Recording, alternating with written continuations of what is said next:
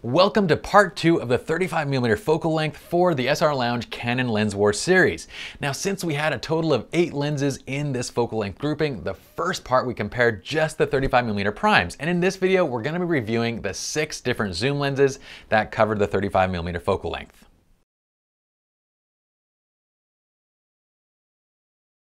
Now, for those of you that are new to the SLR Lounge Canon Lens War series, we'll be sure to check out the teaser introduction video where we show you the entire series. We talk about our testing methodology and what we're actually looking for, and check out the other videos on each focal length as well. This is, of course, the 35mm focal length review, and we have 6 zoom lenses that can cover the 35mm focal length. This includes, on our wide angle side, we have the 17-40, and hopefully I grabbed the right lens at the right time. This is the 17-40 f4. We have the 16-35 f2.8. We have the 24-105 f4. Then we have the 24-70s. We have the f4 version right here and its big brother, the 24-70 f2.8 Mark II. And I just destroyed a lens and putting it down. Sorry. And then we also have the 28-300, this behemoth with this not so elegant zooming action. Actually, you can loosen this so it's much smoother to do that. Oops, I went the other way. There we go. It's a 28-300 lens, all right? And that's not very smooth still. That's all right. Let's set this guy down. This thing is huge. All right, so let's start from the top with the perceivable visual differences of these lenses at their respective WOAs, or wide open apertures, WOAs. Once again, this is a visual test of differences, not a technical test. So we're trying to distinguish differences in appearance while viewing the images full screen on a 27-inch 3K resolution display. Now, in this sea of 6 lenses, to be honest, there was one lens that specifically stood out from the crowd, which, to be honest, when simply viewing these lenses at full screen at this focal length, they were all very similar. But the 24-70 f2.8L Mark II stands out with the most bokeh, the most aesthetically pleasing bokeh, and the best sharpness, color, contrast, and just overall, it's a look that was really major strides ahead of the rest. Now you can see the difference when we switch from image to image while comparing it to the 24-70 f2.8L Mark II, which I should really come up with like shorter names of saying this. We'll just say 24-70 2.8L. Now, in a close second, we have its little brother, the 24-70 f4L IS. But the main difference here was simply a little bit less bokeh and overall just a bit less clarity compared to the 24-70 f2.8. Now, the 28-300 was actually pretty impressive as well at its WOA, or wide open aperture, of f3.5. And at f3.5, it actually still creates a decent amount of bokeh, but you can still see it kind of falls short a little bit on sharpness. Next up, we have the 16-35 f2.8. And it had a solid look overall as well. It just lacked a bit of the color, the clarity and sharpness, and the overall bokeh of the 24-70s, but still quite decent. And you know what else looked decent, but not great? It was the 24-105. This Widow guy, I beat on this guy all day long. But overall, it's not bad. It just lacks the sharpness and clarity, again, of even say the 16-35 and of course the 24-70s. The least favorite in the group was the 17-40, but it does appear to kind of have an excuse there. There was a sort of a minor flare which was contributing to the reduction in contrast and color of the image, and it was actually a significant reduction and probably a bit of the sharpness as well. All right, so let's flip up to their WCAs of f4 and let's compare these lenses side by side for center to edge sharpness at their WCA, or widest common aperture, of f4.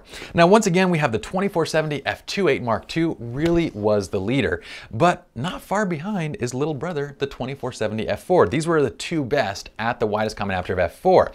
Particularly when we look over the area of our model and of her dress, we can see the difference in sharpness. We can see how they're just much more sharp than the other lenses. Next up, we probably have the 16-35 and the 28-300. Now, I'll be honest, I was quite surprised at the performance of this lens. I wasn't expecting it to do as well as it did, given how wide and broad the focal range is. Now, probably the next best, which the next best, or the 2 worst, are the 17-40 and the 24-105. And I probably did prefer the 24-105 better, simply because, again, the 17-40 allowed quite a bit of light in. We probably got a flare from somewhere, and your wide angle lens is just going to allow that to happen. It's so wide that the light can come in from more directions. It can cause a bit of contrast and sharpness, reducing flares. But this is something that's kind of difficult to control on a wide-angle lens without, say, extensive use of, say, matte boxes and, other types of things that you need to consider using when you're using a wide-angle lens. Now, in terms of aesthetics, even at their WCA of f4, we can also see that both the 24-70s, well, they show quite a bit more bokeh than the other lenses. The next best in terms of the amount and quality of bokeh would probably be the 24-105, which is this guy right here, and the 28-300. Now, these differences in bokeh and aesthetics between the top 4 lenses, they more or less visually equalized right around f5.6, where I can no longer tell which was which. Between the wide-angle lenses, really, there wasn't much bokeh at all. So there's not very much there to compare. Interesting side note was the barrel distortion. The wide-angle lenses, being the 16-35 and the 17-40, did have a bit more barrel distortion despite the lenses all being set to the 35mm focal length. And that makes sense because these are wider lenses to begin with. So with all that talk, what's the final conclusion? I know you guys are asking it right now. Well, with our 6 zooms covering the 35mm focal range going from $840 with this Whittle guy, the 17-40, and all the way up to $2,700 with the 20-300 f3.5-5.6, we have quite a bit of range in the overall price. Well, let's talk about sheer versatility. For overall versatility, the 28-300 offers such an incredible focal range with a decent aperture setting as well that is kind of hard to overlook. It also has this weird zoom function that really makes you look awesome. But again, the issue with lenses like this is that it's gonna be quite good at everything, but not necessarily great at any one thing, other than just being versatile. That is what it's great at. It isn't necessarily a super wide angle lens, nor is it a great low light lens since it's limited to f3.5-5.6. Neither does it create as beautiful bokeh as, say, a prime or even the 24-70 f2.8 or even the 24-70 f4. And when it's zoomed to, say, 200 or 300 millimeters, its limited aperture of, say, f5-5.6 gives you 2 stops less light than, say, an f2.8 telephoto. So it's not great as a telephoto in low light situations as well. But let's say this, if you're limited to only one lens, and let's say you're going to Europe, which is a place that I really would like to go, or maybe Yugoslavia, I don't know. One of these places, and they tell you that you can only have one lens when you come through the border, and that's it. Well, this is probably the lens I would go with, just because of sheer versatility. And that's exactly what it is great at, is being versatile. Okay, so for our overall looks and quality of our image within the 35mm zoom focal length, I'm still gonna land back on the 24-70 f2.8 Mark II. Now, from the amount of its bokeh, as well as to the aesthetic quality of the bokeh, as well as to the contrast, the sharpness, and everything else. It's a great low light lens with a fixed aperture of 2.8. This lens is the clear winner in the bunch in terms of looks, quality, and really everything. But it also comes with a hefty price tag of $2,300. And if you don't have that budget, then going with the 24-70 f4, its little brother, is gonna give you, say, 90% of the overall image quality and the performance, 1 stop less light, but you also get image stabilization with it. And it's at a price point far lower, at, say, only, I think, around $1,500. So these two are your quality performers in the focal length. Now the 24-105, again, this is a lens that I really probably wouldn't pick up. I don't mean to beat on this guy. Well, I kind of do. It kind of just sucks. I don't know. It doesn't suck. It's just not great. And it's a broad focal length, and so it's gonna fit into a lot of our tests, and I assume we're probably gonna have the same results on each one, so we're gonna be beating on it quite a bit, which I feel bad. It's like our redheaded stepchild. But it is less expensive. So it does things well, but it just doesn't do any one thing extremely well. The 28-300 is really kind of the ultimate lens when it comes to convenience and focal range flexibility. It also has better image quality than the 24-105.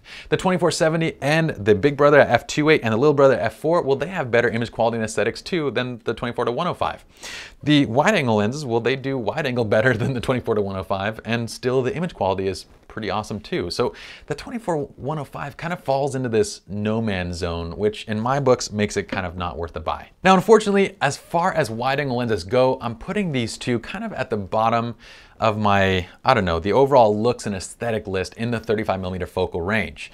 Are they great lenses? Yes, of course they are. But as far as bokeh, as far as image quality and clarity, they don't quite get there. I mean, to me, these lenses are worthwhile in situations where I simply need the additional width in the frame. But if I don't need the width, let's say if I can use my 24mm f2.8 and I can just stand back a little bit further, then I'm gonna get a better image out of this. When I need these two lenses, say for compositional reasons, then I will select them. But otherwise, really, these two lenses, the 2470, 2.8, and the f4, are gonna give you better overall image quality. They're gonna give you more flexibility and so forth. So these guys I'm gonna put kind of more into the specialty lens category. But of the two, the 16-35 f2.8 is the one that I'd place kind of above the rest as far as overall image quality performance in that wide angle range. I hope you all enjoyed this 35mm focal length installment in the SLR Lounge Canon Lens War series. Now for more information, be sure to check out the actual article on SLR Lounge by clicking the link in the description below the video, where you can see example images, more information on each lens and so forth, as well as links on where and how you can purchase. My name is Pye, and I'll see you all in the next video.